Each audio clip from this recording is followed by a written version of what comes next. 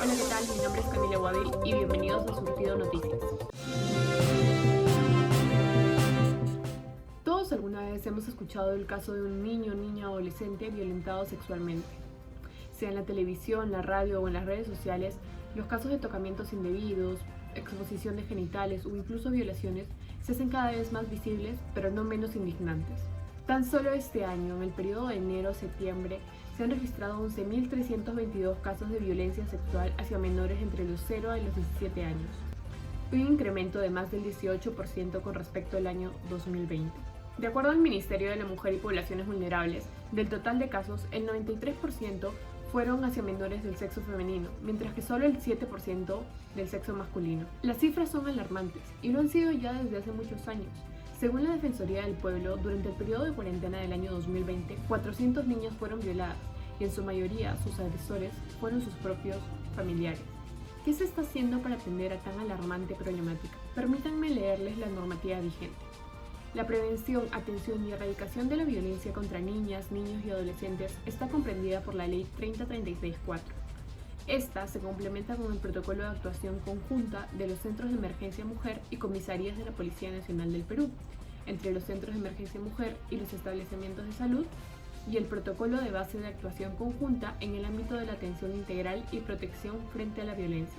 Y aunque todo esto suene a una serie de medidas de gran impacto, estas han demostrado que su eficacia no corresponde a sus nombres tan rimbombantes. Recordemos el caso de Camila, la menor de 13 años quien quedó embarazada víctima de una violación por su propio padre, quien abusaba de ella desde los 9 años. Al darse cuenta que estaba embarazada, denunció a su padre. Sin embargo, en el centro nunca le informaron acerca del aborto terapéutico o de los riesgos de continuar con el embarazo a su edad. A pesar de que la madre de la niña solicitó este procedimiento al centro de salud de su localidad, este se negó y le pidió una serie de requerimientos e informes que ralentizaron el proceso. Finalmente la menor tuvo un aborto espontáneo y aún así fue acusada por delito de autoaborto. Camila pasó de víctima a victimaria, siendo ella la investigada por cometer una infracción a la ley penal y perseguida por la justicia. Hace una semana una menor de 13 años se dirigió a una reunión de cumpleaños en San Juan del Lurigancho, en donde bebió alcohol, y aprovechando de su estado de inconsciencia, 2 hombres de 20 años abusaron sexualmente de ella. La menor acudió a la comisaría de la zona en compañía de su madre, denunciaron a estos 2 sujetos y tras un largo proceso aceptaron su denuncia. Agentes de la división policial Este 1 se dirigieron a la casa de los agresores y los detuvieron para quedar a disposición del Departamento de Investigación Criminal y para las diligencias correspondientes a la ley. Sin embargo, ¿qué sucede después de las detenciones? No es ninguna novedad que después de 24 o 48 horas se liberan a los acusados y se les da rienda suelta por falta de pruebas.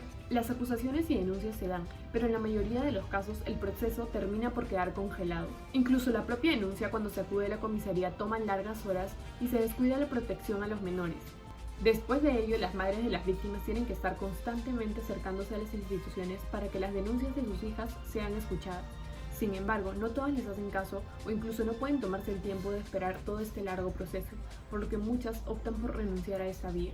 En los últimos años, el movimiento feminista en favor de la liberación de la opresión de las mujeres, niñas y adolescentes ha tenido un rol activo en los casos de denuncias por violencia sexual. Las instituciones, colectivos y organizaciones feministas como Manuela Ramos, Niñas No Madres o Flora Tristán brindan apoyo legal y psicológico a las víctimas, garantizando el respeto a sus derechos y actuando en favor de ellos.